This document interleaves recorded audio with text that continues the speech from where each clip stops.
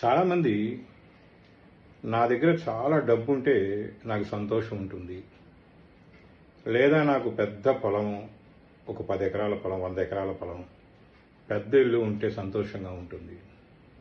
మరికొంతమంది నా దగ్గర బంగారం ఉంటే సంతోషంగా ఉంటుంది.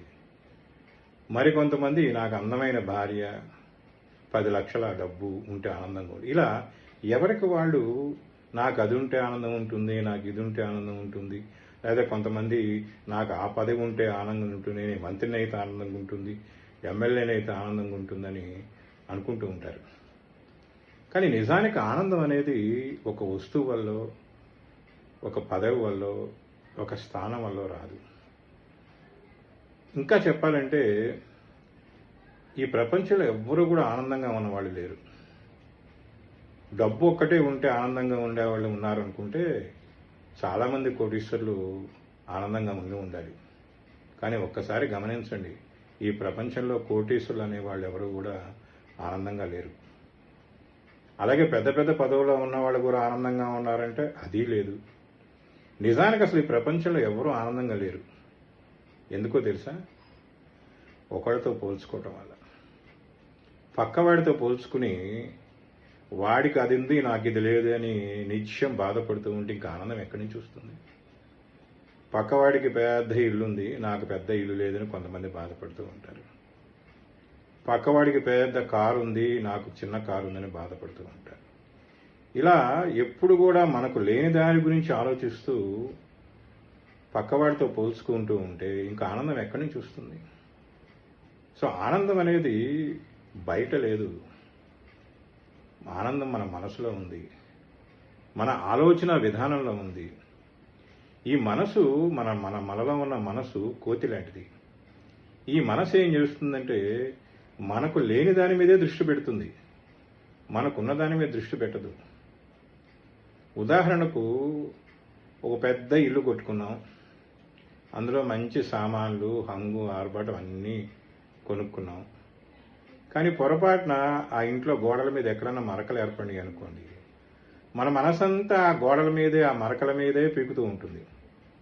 ఇంత పెద్ద ఇల్లు ఉందే, అద్భుతంగా ఉంది, ఇందులో సామాన్లు ఉన్నాయి అనుకుంటే ఆనందపడదు, ఆ మరకల మీదే ఉంటుంది. కాబట్టి మన ఆలోచన విధానం మారినంత కాలం మన మనసు లేని దాని వైపే చూస్తూ ఉంటుంది. ఇక నుంచైనా మనం మనకున్న దాని మీద దృష్టి పెడదాం.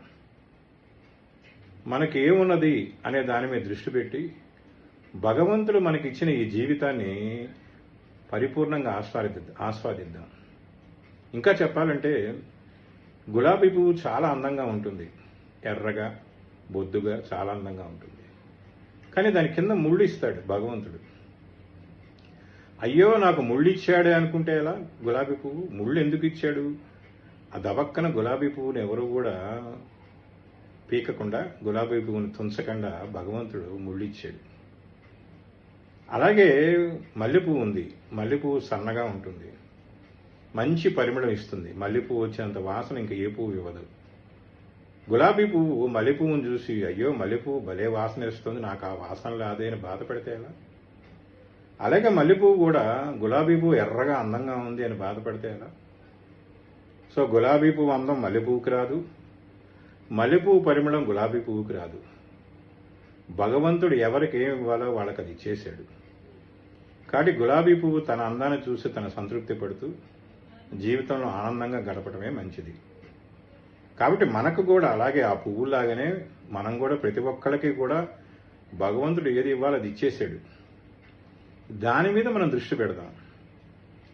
మన జీవితాన్ని సహజంగా స్వీకరిద్దాం. మనకి ఏ జీవితాన్ని అయితే భగవంతుడు ఇచ్చాడో దాన్ని సహజంగా స్వీకరిద్దాం. సహజంగా బతకడం అలవాటు చేసుకుందాం. ఇంకొకరితో పోల్చుకోకండి. ఇంకొకరితో పోల్చుకుని మీకున్న జీవితాన్ని పోగొట్టుకోకండి. చాలామంది చేస్తున్న పని ఇదే. అనుక్షణం పక్క వాళ్ళతోనో ఇంకొకరితోనో పోల్చుకుని చేతులారా తమ చేతుల్లో ఉన్న పరిపూర్ణమైన జీవితాన్ని పోగొట్టుకుంటున్నారు. మరికొంతమంది అయితే డిప్రెషన్, ఆ ఆలోచనలు ఎక్కువైపోయి ఆత్మహత్యలకు కూడా పాల్పడుతున్నారు. అద్భుతమైన జీవితాన్ని నీకు భగవంతుడు ఇస్తే చేతులారా నువ్వు దాన్ని పాడు చేసుకుని నీ ఆలోచనలతో నువ్వు జీవితాన్ని నువ్వు పోగొట్టుకుంటున్నావు. కాబట్టి ఇక్కడి నుంచి అయినా మనకున్న దాని మీద దృష్టి పెట్టండి, జీవితాన్ని సహజంగా స్వీకరించండి, జీవితాన్ని పరిపూర్ణంగా ఆస్వాదించండి.